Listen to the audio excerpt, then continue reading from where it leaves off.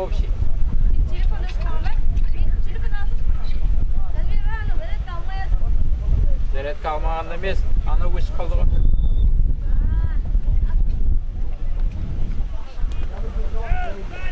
Не мой песровать.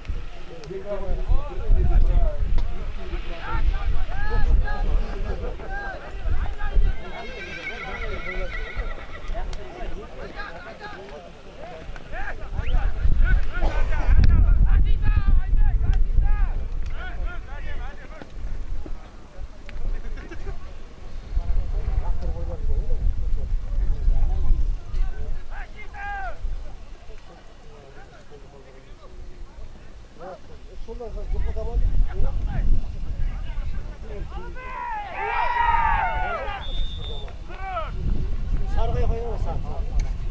Festivale kaydediyorum.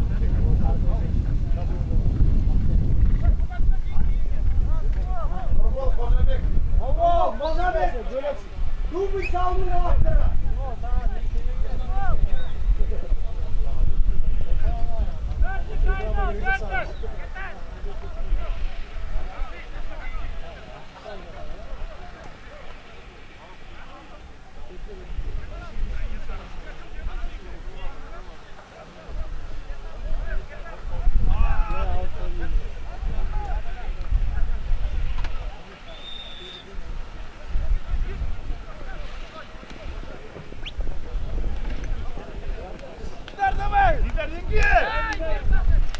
Tamam.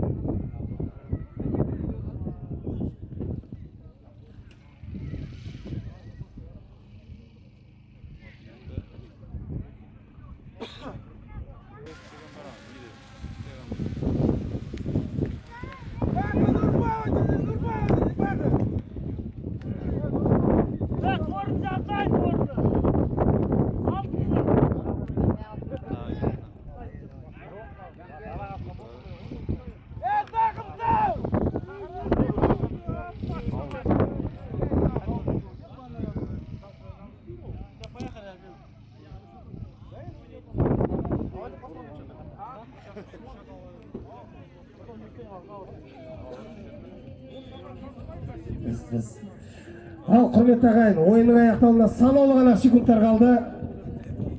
Амангелді ауданы және де Жітіқара ауданы арасындағы ойынның аяқталуына небәрі 10 секунд уақыт қалды.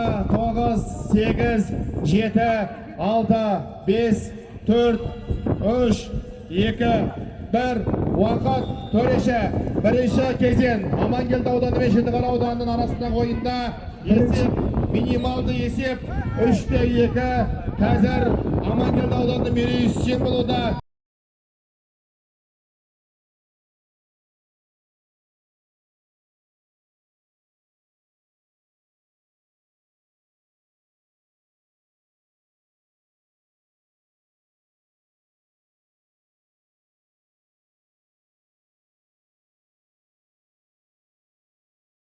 Тұрмат Мұрат ағамызды Қостанай өңірінде біраз аттың айналасында жүрген ардақты ағалар мен бауырлар жақсы біледі.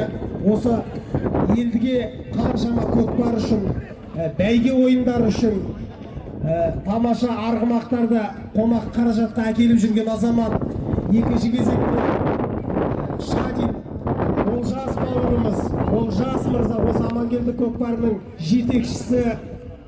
Қысылтаяң уақытқа қарамастан үйіндегі бар тірлікті сырып тастап, бүгінде Астана қаласындағы қызметін арнайы тастап, осы жігіттерге жанкүйерлік танытып, осы алтын азаматтарды айта отырайық.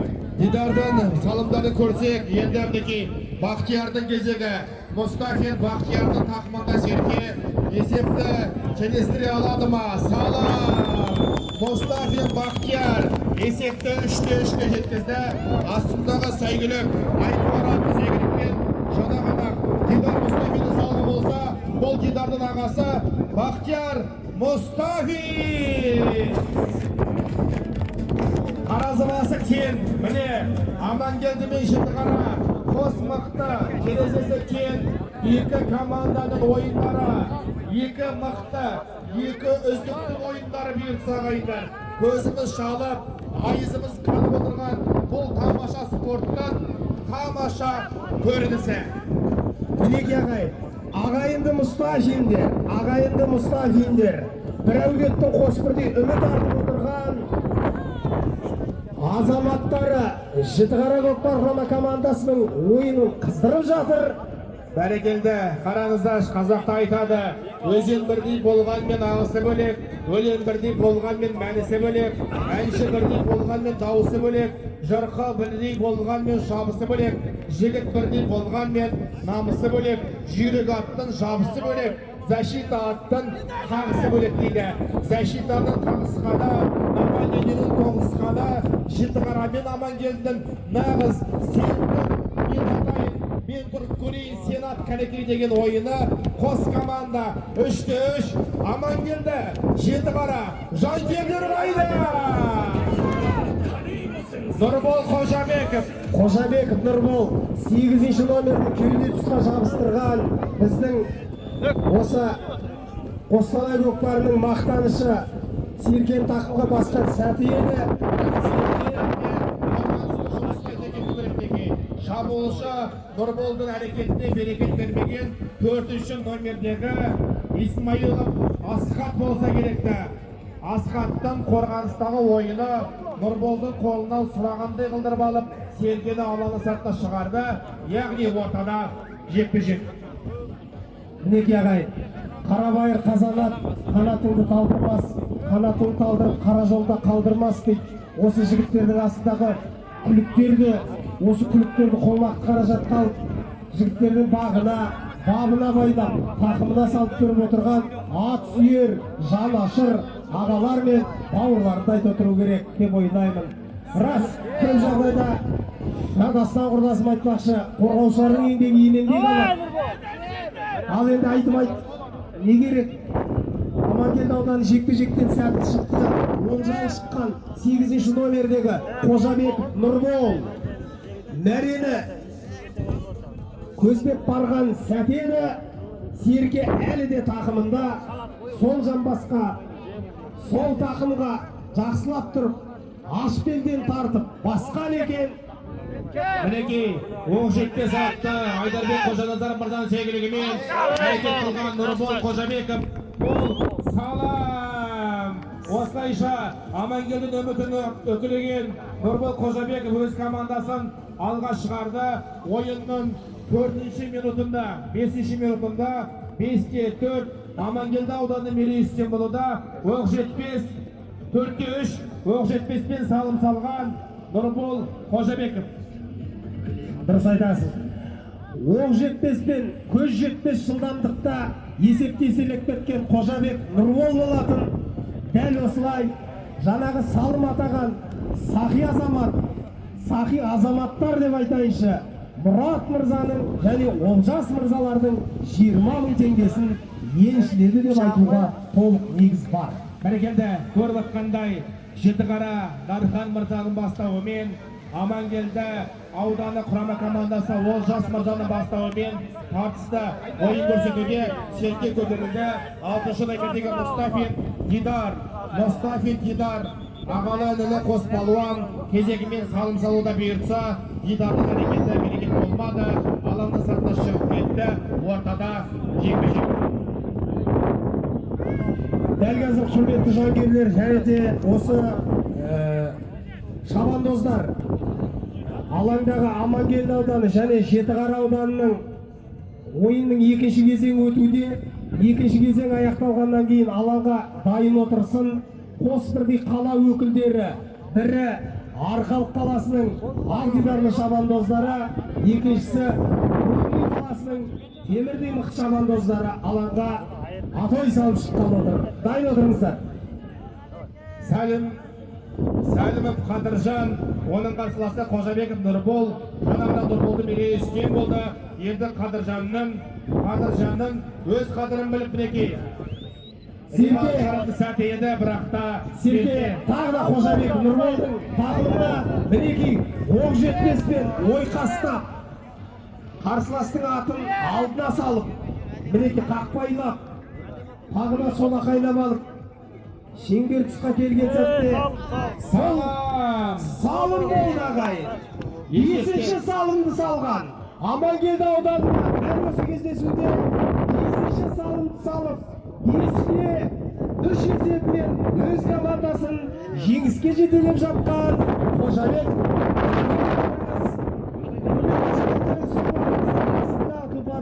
оқ жетпес. Нұрбол айналайын, халықтың алдынан келіп, қолымды көтеріп, елдің ықыласына бөлініп келесі жолы.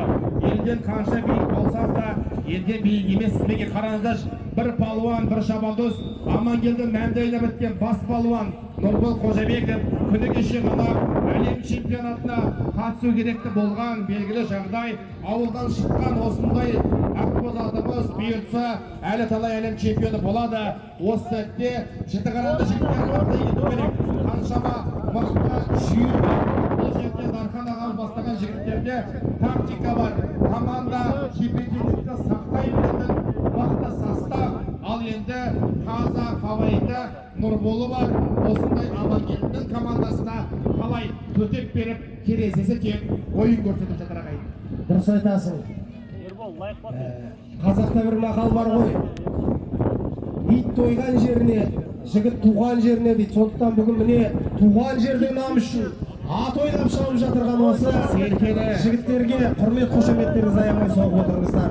Әбірбек Мейрамбекұлы көтерген, Амангелді ауданы Әбірбек Мейрамбекұлы, бірақ та алаңның сыртына шығып бара жатқан серкені алаң ортасына тастап кетіп те үлгерді бұл балуан. Аттан да түскен екен. Аттан түспе шабандоз, аттан түспе арғатаңдан берік бол, арқан іске. Қазақтың болашағы не болады? Қазақтың палуандары аттан түссе дейді. Құдай-ау, қараңыздар, бір құрдасын бастап, өзін қостап отқан мінекей Жетіқаралы жігіттерді шабуылын көріп отырсыздар. 6-шы номер Дидар Мұстафин. атақты Мұстафин Дидар. Мұстафиндер әулетінің мақтанышы, ат спортында атой салып жүрген Абадан азаматтар. Бүгін міне қос бірдей Мұстафин осы Жетіқара ауданының намысы үшін тер төгіп жатыр. Серкенің көгетін жылтартындай қылдырып, Қожабеков Нұрболген Мұстафин Бақтиярдың тартысын көрдік. Қос тартыс, Серкенің көксерағын тоқ жаққа тартып бара жатқан палуандардың тартысы алаңның сыртына шығып, жекпе-жекке ұласқалы отыр. Бәрекелді. Көкпар осынысымен қызық ағай. Көкпар тартысымен қызық. Көкпар осындай додалы бәсекесімен қызық. Әннің кереметі терме десе көкпардың бір ғажабы дәл осы керме. Тақымыңдағы серкені әкең келіп тартса да берме демей ма қазақ. Сондықтан міне бір-бірін аямастан, бір-біріне мінекей алаңда ғана қарсыластық танытып, өз аулаларының намысы үшін тіпті көкпардың көк серкесінің көгетін жыртып жатырған қос бірдей команданың Абадан жігіттеріне алақан соғып отырыңыздар. Тағы да Мұстафин Бақтияр, оның қарсыласы Қожабеков Нұрбол. Нұрбол мен Бақтиярды тартыса. Мінекей ағайын, қос бірдей көп салым салған екі команданың сүйреуші Әлі мотор деп айтайықшы. 4 минуттан астам уақыт бар.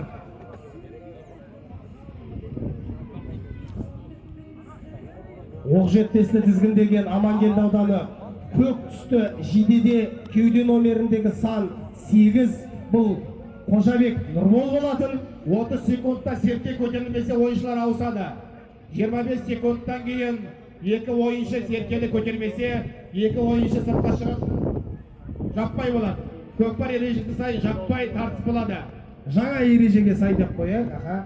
Ал енді 3-ші номерде бұл Жетіқара ауданының шабандозы Мұстафин Бақтияр. Бақтиярдан айласын асырып кеткен Қожабек Нұрбол оқ жетпестің басын бір қайырып, туралап алып, мәре тұсқа қаратай. Мінекей, қараңыздар, бір айдауда Оқ жетпесті оқтап алу шабуда оңай емес. Атының басын бұрып, ортаға шауып кіруге әрекет қылып жатқан Нұрболды көріп тұрмыз. Өзінің командасының нағыз сұрмергені Нұрбол Қожабек келезетті салымды салалады ма?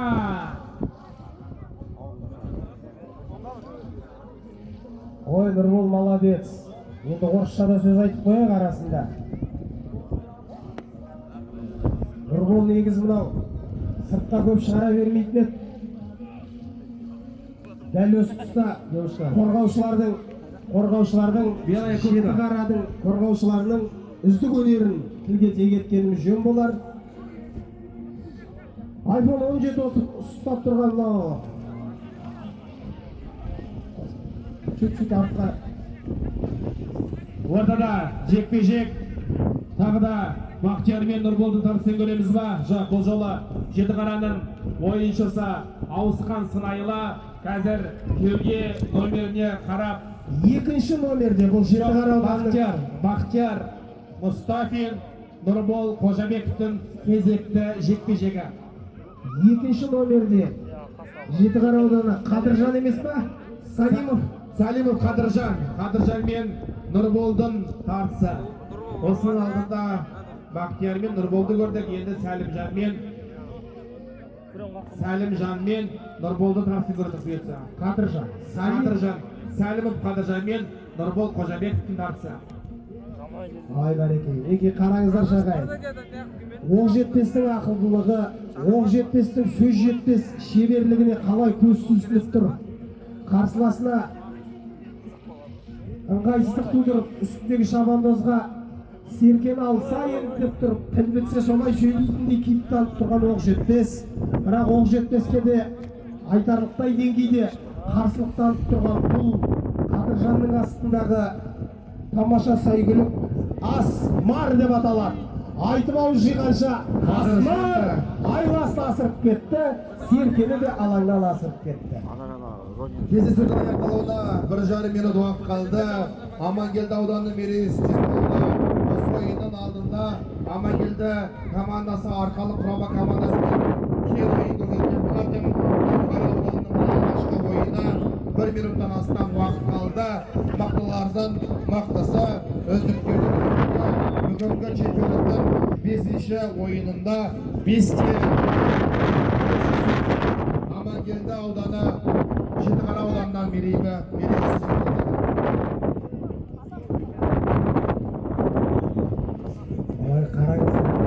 естеріңізге сала кетейік, бұл жерде есеп айырмашылығы рөл ойнап кетуі мүмкін. Сондықтан да қазір Амангелді мен арқалықтың шабандоздары есеп айырмашылығына жұмыс жасайды. Яғни через есептен ұпай санында әзірге Амангелді ауданында бір жеңіске деген қадам жақын тұрғанын өздеріңіз көріп отырсыздар. Бәрекелді рас, өйткені Амангелді ауданы алғашқы бүгінгі біріншіліктің топтық кезеңінің бірінші ойында алаңда Арқалық қаласында қарсы шығып, ойынды тең нәтижеде аяқтаған болатын. Дәл қазір міне Жетіқара ауданына 2 салым айырмасымен алда келе жатыр. Ал енді нақтырақ айтсақ 5-те 4, 3, 2, 1 уақыт төреші. Есеп 5-те 3. Амангелді құрама командасы жеңіске жетті. Қол соғып, қошеметтеп қойыңыздар. Амангелді құрамасы Жетіқара құрамаларына рахмет. Жетіқара көкпар құрама командасының әзірге жоғалтқан ештеңе жоқ. Өйткені топтық кезеңде тағы да ойындар бар. Дәл қазір есе жібергенмен қалған ұпайын басқа командалармен кездескен сәтте түгендеп алуға толық мүмкіндігі бар.